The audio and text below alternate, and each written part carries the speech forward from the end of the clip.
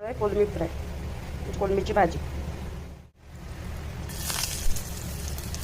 अद्रक हे कढीपत्ता आणि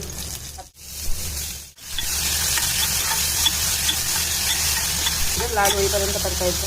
त्याच्या आधी त्याच्यामध्ये टोमॅटो ॲड करायचं. त्याच्यामध्ये आता ॲड केलं टोमॅटो मसाला. त्याच्यानंतर ॲड करणार आहे हळद. त्याच्यानंतर ॲड करणार आहे चिकन मसाला.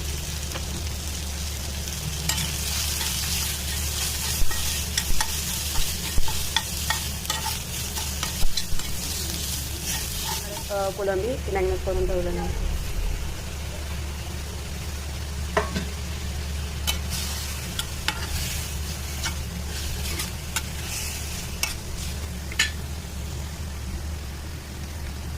त्याच्याकडे ॲड करणार आहे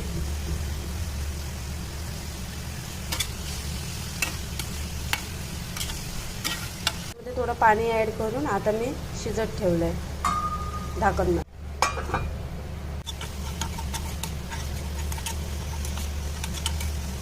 प्रकारे आपली कोलमीची भाजी तयार झालेली आहे बघा. वास पण खमंग असं सुटलं आहे त्याचा.